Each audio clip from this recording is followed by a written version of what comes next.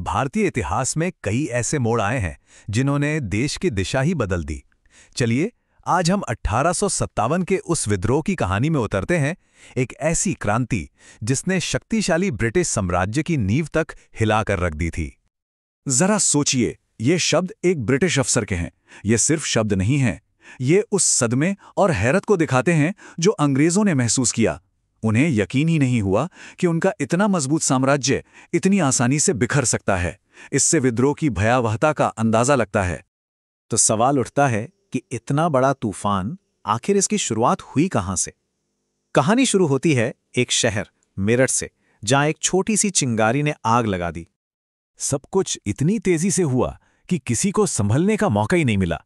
आप देखिए, 24 घंटे से भी कम वक्त में मेरठ का एक छोटा सा विद्रोह एक संगठित हमले में बदल गया। और विद्रोही कहां पहुंचे? सीधे भारत के दिल यानी दिल्ली। मतलब ये कोई अचानक भड़का गुस्सा नहीं था, ये तो एक सोची समझी तेज कार्रवाई थी। अच्छा, आगे बढ़ने से पहले ये समझना जरूरी है कि ये सिपाही थे कौन। ये वही भारतीय सैनिक थे जो ईस्ट इंडिया कंपनी की सेना का आधार थे। विडंबना देखिए, अंग्रेजों की असली ताकत उन्हीं भारतीय सैनिकों पर टिकी थी जो अब उनके ही खिलाफ उठ खड़े हुए थे। तो वो असल चिंगारी क्या थी? वो थी ये नई राइफल के कारतूस। अब ये सिर्फ बंदूक का कोई पुर्जा नहीं था, ये तो सीधे सीधे धर्म पर हमला था। सिपाहियों के बीच ये अफवाह फैल गई थी कि इन कारतूसों पर गाय और सुअर की चर्बी लगी है। हिंदुओं के लिए गाय पवित्र है और मुसलमानों के लिए सुअर हराम, तो ये दोनों ही धर्मों के लिए नाकाबिले बर्दाश्त था। और बस यही था वो मोड़ जहां से सब कुछ बदल गया। जब विद्रोहियों को बूढ़े हो चुके मुगल बादशाह बहादुर शाह का साथ मिल गया, तो ये सिर्फ एक सैनिक विद्रोह नहीं रहा, इसे एक तरह की कानूनी मान्यता मिल गई। अब ये एक ऐसी क्रांति बन गई जो मुगल सम्राट के नाम पर लड़ी जा रही थी। मेरठ में जो चिंगारी भड़की थी, वो पूरे उत्तर भारत में जंगल की आग की तरह फैल चुकी थी। ये विद्रोह अब सिर्फ सेना की छावनियों तक सीमित नहीं रहा, बल्कि आम लोगों तक पहुंच गया था। और जानते हैं सबसे दिलचस्प बात क्या थी? ये विद्रोह यूं ही बेतरतीब ढंग से नहीं हो रहा था। छावनी दर छावनी एक ही पैटर्न दोहराया जा रहा था।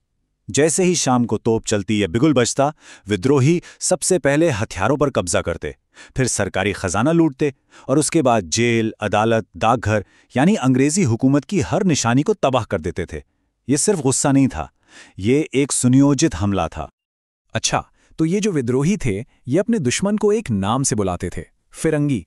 और उनका मकसद बिल्कुल साफ था, इस फिरंगी राज यानी विदेशी शासन को जड़ से उखाड़ फेंकना।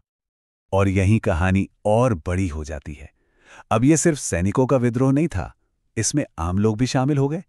किसान, कारीगर, छोटे बड़े नेता। और उनका गुस्सा सिर्फ अंग्रेजों पर नहीं था, बल्कि उन सब पर था जो उनके शोषक थे, चाहे वो भारतीय साहूकार हों या अमीर जमींदार। तो ये गुस्सा इतना गहरा क्यों था? आखिर ऐसी क्या वजह थी? देखिए, कारतूस तो सिर्फ एक चिंगारी थी, आग तो बहुत पहले से सुलग रही थी। चलिए उन असली कारणों को समझते हैं। देखिए, ये सुनने में शायद सिर्फ अफवाहें लगें, पर ये उस गहरे डर को दिखाती हैं जो लोगों के मन में बैठ गया था। लोगों को सच में लगने लगा था कि अंग्रेज उनके धर्म और जाति को भ्रष्ट करना चाहते हैं। और ऊपर से ये भविष्यवाणी कि प्लासी की लड़ाई की ठीक 100 साल बाद यानी 23 जून 1857 को अंग्रेजी राज खत्म हो जाएगा। इसने लोगों के मन में उम्मीद की एक नई किरण जगा दी थी। इस पूरे असंतोष को समझने के लिए अवध का मामला सबसे सटीक है। गवर्नर जनरल लॉर्ड डलहौजी ने अवध के बारे में कहा था कि ये तो एक चेरी है जो एक दिन खुद ही हमारे मुंह में आकर गिरेगी। इससे अंग्रेजों की नीयत साफ जाहिर होती है। और जब उन्होंने अवध पर कब्जा किया तो उसका असर विनाशकारी था। तालुकदार, जो सदियों से वहां के समाज की रीढ़ थे, उनकी जमीनें छीन ली गईं। कब्जे से पहले जहां वो 67% गांव के मालिक थे, वहीं कब्जे के बाद ये आंकड़ा गिरकर सिर्फ 38% रह गया। ये सिर्फ जमीन के आंकड़े नहीं हैं, ये मान सम्मान, सत्ता और एक पूरे सामाजिक ढांचे के ढह जाने की कहानी है। तालुकदार हनुमंत सिंह के ये शब्द उस दौर के दर्द और उलझन को बयां करते हैं। सोचिए, उन्होंने एक अंग्रेज अफसर की जान बचाई, लेकिन साथ ही वो उसी फिरंगी राज को उखाड़ फेंकने के लिए भी उतने ही मजबूत थे जिसने उनसे उनका सब कुछ छीन लिया था। तो ये तो साफ है कि विद्रोही किसके खिलाफ लड़ रहे थे, लेकिन सवाल ये है कि वे किस चीज के लिए लड़ रहे थे, वो कैसा भारत बनाना चाहते थे। सबसे जरूरी बात, वो एकता चाहते थे। उनकी हर घोषणा में, हर ऐलान में बार बार हिंदुओं और मुसलमानों से एक साथ खड़े होने की अपील थी। वो उस पुराने दौर को वापस लाना चाहते थे जब अंग्रेजों के आने से पहले अलग अलग समुदाय मिलकर रहा करते थे। और ये सिर्फ कोई हवाई बातें नहीं थी, उनके पास एक ठोस योजना थी, जैसा कि आजमगढ़ घोषणा पत्र से पता चलता है। इसमें समाज के हर तबके के लिए कुछ न कुछ था। जमींदारों से लेकर व्यापारियों और कारीगरों तक हर किसी से उनकी समस्याओं को दूर करने और एक बेहतर भविष्य देने का वादा किया गया था। लेकिन इस सपने को, इस विजन को बड़ी बेरहमी से कुचल दिया गया। अब हम कहानी के सबसे स्याह पन्ने की तरफ बढ़ रहे हैं, अंग्रेजों का दमन और बदला। जवाबी कार्रवाई में अंग्रेजों ने कानून का राज ही खत्म कर दिया। ऐसे नए कानून बनाए गए जिनसे किसी भी अंग्रेज को ये अधिकार मिल गया कि वो किसी भी भारतीय पर सिर्फ शक के आधार पर मुकदमा चलाकर उसे मौत की सजा दे सके।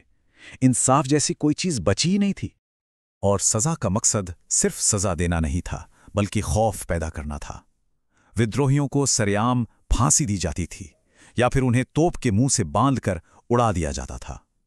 ये ब्रिटिश सत्ता की ताकत का एक भयानक और क्रूर प्रदर्शन था। विद्रोह को तो कुचल दिया गया, लेकिन उसकी कहानी वो जिंदा रही। और ये कहानी कैसे सुनाई गई, ये इस पर निर्भर करता था कि सुनाने वाला कौन है। तो एक ही घटना की दो बिल्कुल अलग अलग कहानियां हमारे सामने आती हैं। अंग्रेजों के लिए ये कहानी थी अपने बहादुर नायकों की, जिन्होंने निर्दोष औरतों और बच्चों को जंगली विद्रोहियों से बचाया। और भारतीयों के लिए ये था आज़ादी का पहला संग्राम, जिसमें रानी लक्ष्मीबाई जैसे वीरों ने अपनी मातृभूमि के लिए जान दे दी। और यहीं पे आकर ये विश्लेषण एक बहुत बड़े सवाल पर खत्म होता है। इतिहास सिर्फ वो नहीं है जो हुआ, बल्कि वो कहानी है जो हमें सुनाई जाती है। और जब सत्ता ये तय करती है कि कौन सी कहानी सुनाई जाएगी, तो ये सोचना लाजमी है कि कौन सी आवाज़ें दबा दी जाती हैं और क्यों।